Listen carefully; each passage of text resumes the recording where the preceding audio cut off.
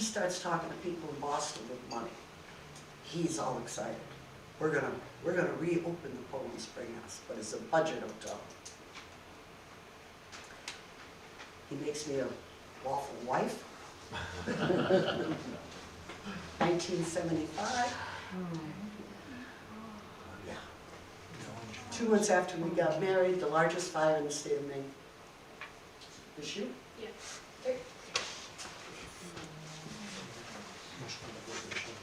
So, the building was to the ground within hours. The WMTW TV Channel 8, they were housed in the Presidential Inn at the time. They strung together cables and they, much later into the fire, got outside and was able to film some of it. And we do have that on video. We play occasionally at Poland Spring, if you're more interested in that.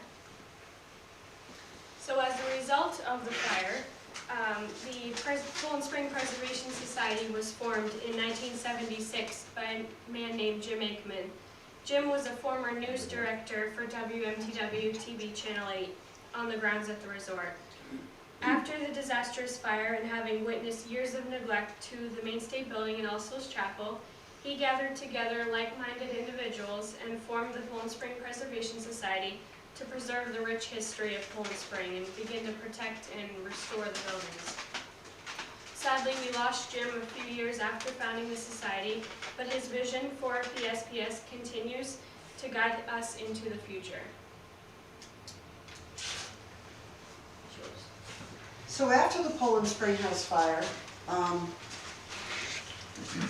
obviously there was a lot of renegotiation. We had an option on the property. Mr. Feldman now had lost his pro shop besides this magnificent, beautiful building. And we took over the golf course. So this is 1976. And it hadn't been as well cared for as it probably should have been. And we had to find a pro shop, and rather quickly, because now we had a golf course. And on the top of the ski slope was this building. This was the children's playhouse. And we hired a contractor to come lift the building and reset it in front of the 18th tee. So the Donald Golf Course design was magnificent, as you see here.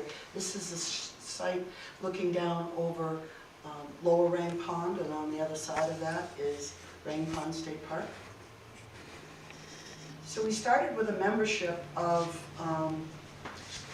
about 15 members. Now the membership is 250 members, plus it's opiate club. This is the Mansion House. This is 1979. Mel and I looked at this building to see if we could get the additional rooms we needed out of this building.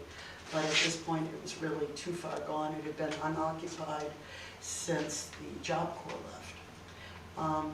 So Mr. Feldman, who still owned the property, decided to dismantle the building. At 1979, while they were dismantling it, the building also burned. This is the Presidential Inn, formerly the Ricker Inn. Fire in Poland Spring was causing me nightmares. This is a beautiful building. We spent a fortune to sprinkle this beautiful building. So we took over the Presidential Inn at that point and remodeled that. And in 1982, Mel and I bought the property. And at that point, saw it sold off or given away. He gave away the Rain Pond State Park. This was Mr. Feldman's land. He gave it to the state to open up. I mean, he did some amazing, wonderful things. He gave that state park land to the state to open State Park. He gave the land for Camp Connor, which is now, it was YMCA. Now it is owned by the town of Poland. They're operating a rec program there. He gave the land for Special Olympics. They have their own private area. But he also sold a lot of land. You'll see a lot of clusters of homes that were previously part of Rickerville. And that's why so many people are drinking aquifer water.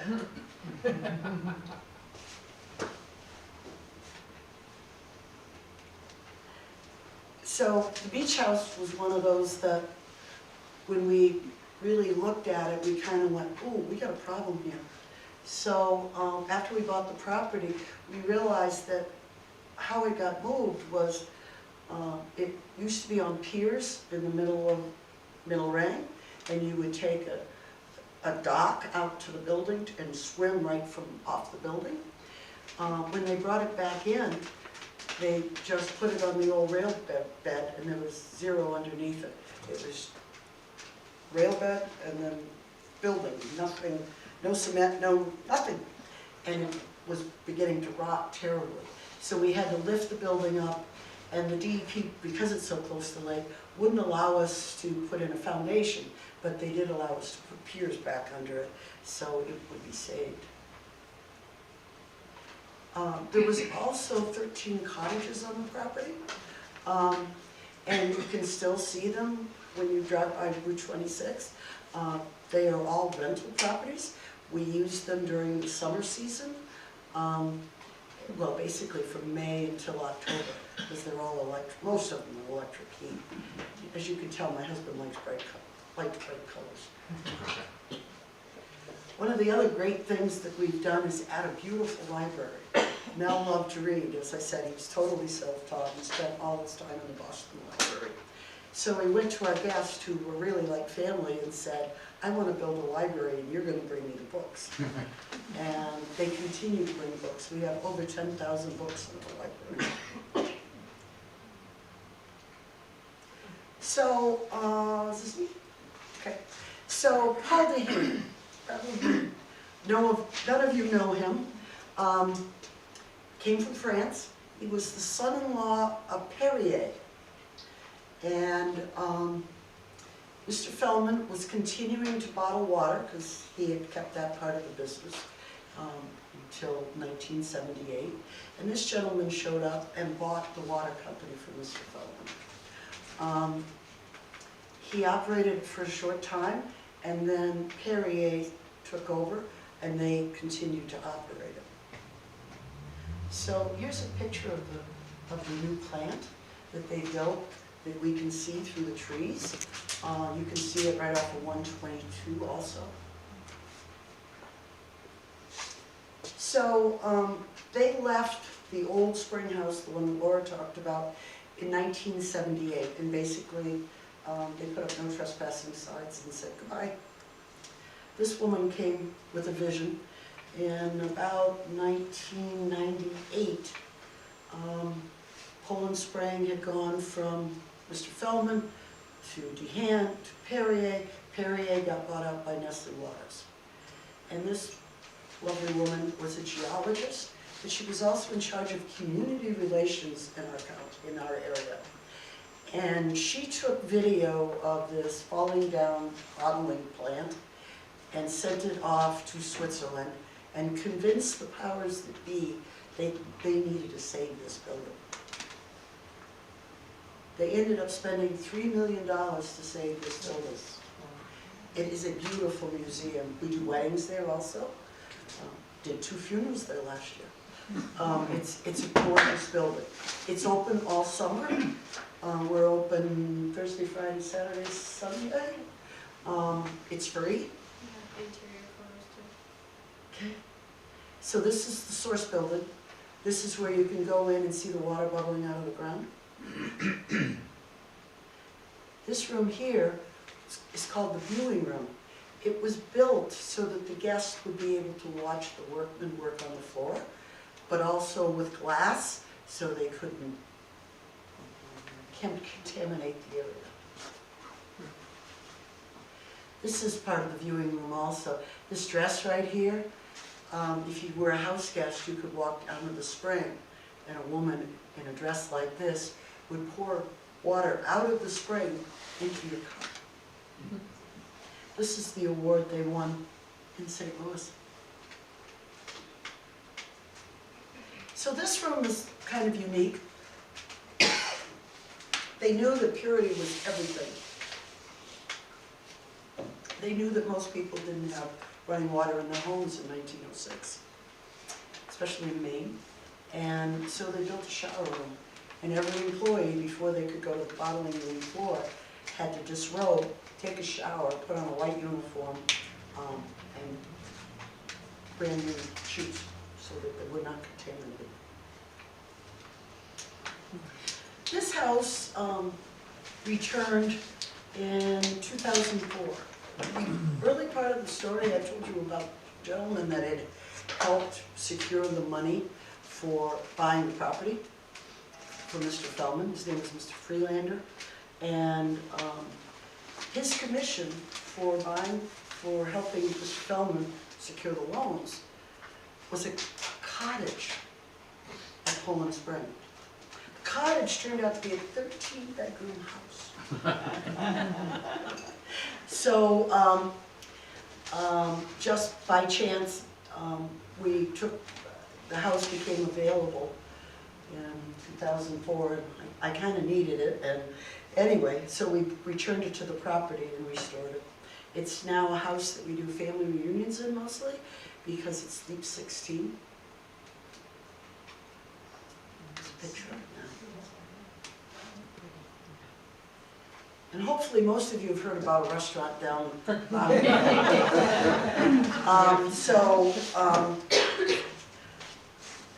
The site of the restaurant is actually the site of the original ice house. Obviously, being a summer resort, ice was very important to the workers. So they had two huge buildings on this site that they stored their ice in. They would take it out of the lake every winter, store it, hope it would make it through the entire season. Well, after the advent of the refrigerator and freezers, they didn't need the ice house anymore, and it was sold to become a campground. And it was a campground up until 80s-ish.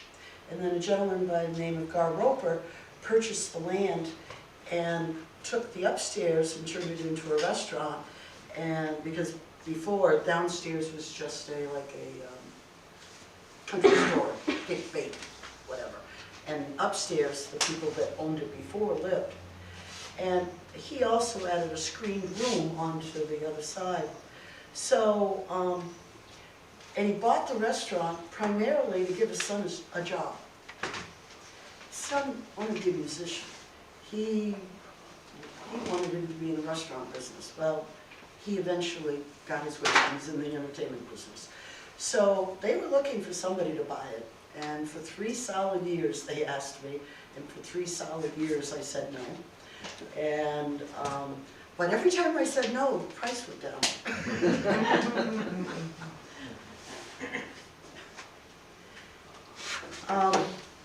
As many of you probably know, I lost my husband in 2007, and Mel had always run the front of the house, and I had always run the back of the house. I mean, in 100 years, 20 years ago, I would have never done what I'm doing right now. I'm very bashful. Wasn't I, David? I was, yes. Mel taught me not to be bashful anymore, but left a lot of holes. Mel was in charge of filling the beds. Mel was in charge of doing all the marketing. Mel was in charge of talking to people. He was in charge of hiring all the entertainers. I was the one that made sure your toilet got flushed and that you were fed well. I was the chef for 15 years. I mean,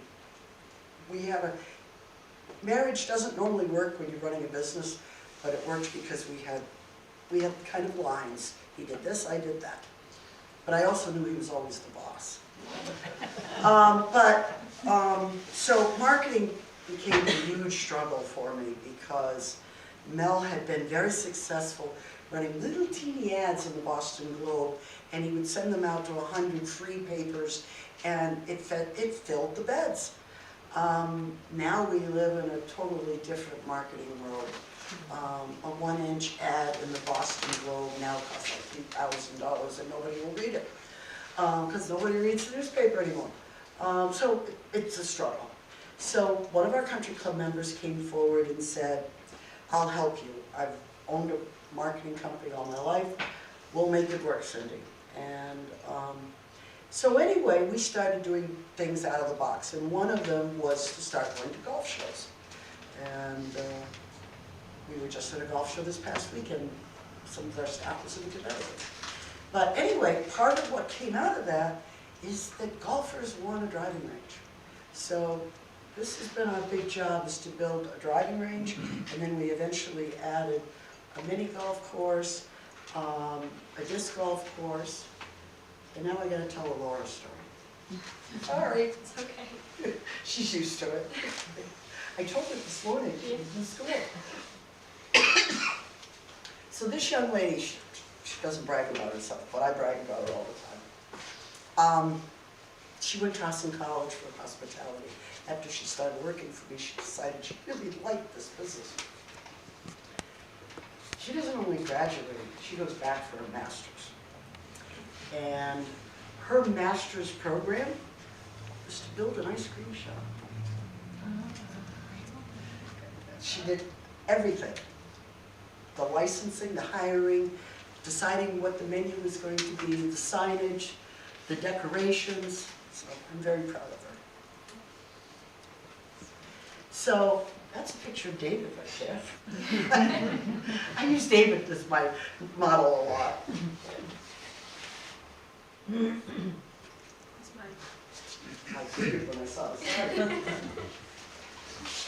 So now a little bit of the museums as they are today. The main state building is, and the chapel, and the water museum as well. They're open May through October, open to the public and to our hotel guests and everybody. They're beautiful buildings. Has anyone ever been in the main state building? If you haven't, you've got to check it out. We have some new displays. Yes, we have lots of new displays. Just a few years ago, we actually added an audio tour.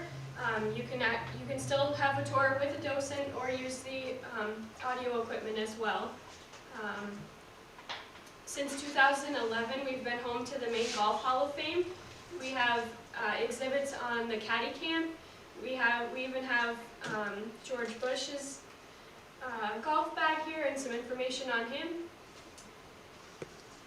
So we do a lot of our restorations to the buildings are through grants and generous supporters of Poland Spring Preservation Society. So we are always trying to preserve the buildings. This is the chapel today. The chapel is used for concerts, weddings, and memorials, different events. It's another beautiful building if you haven't been in there. Beautiful hand-painted glass windows.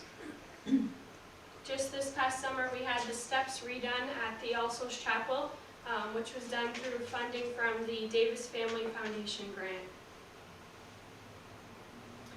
So we host lots of fundraisers each year at the Preservation Society. Our annual Fen Ross Golf Tournament, this year it's June 5th, 2019. It's a great day of showing off Maine's golf heritage. You can wear your knickers if you like, and you can use wooden shafted clubs while playing. And our annual summer concert series, so those have been a staple at Poland Springs since the beginning of the Preservation Society. Just a few years ago, we decided to move them outdoors onto the gazebo. It's a more family-friendly environment. You can grab your lawn chair, your blanket, have a picnic, and watch the sunset while listening to some of Maine's finest musicians. This year, And it's free. it is free, yes. This year, they go from Monday, June 17th until Monday, August 26th. And you all have a concert schedule in your programs that we've handed out to you. What if it rains? Goes to If the it chapel. rains, it goes in the chapel, where we've always had it in the past. Yep. So we also have, for the past 10 years, we do a Poland Spring Heritage Day. It's a huge community day celebration. Awesome, fun. It's so fun. There's so much going on. So this year it's on June 22nd. It's a Saturday. As usual, we'll have the craft vendors, Strawberry Festival, Touch a Truck, and new this year we have a 5K run and walk in memory of Deputy Dennis Sampson. We also have Mr.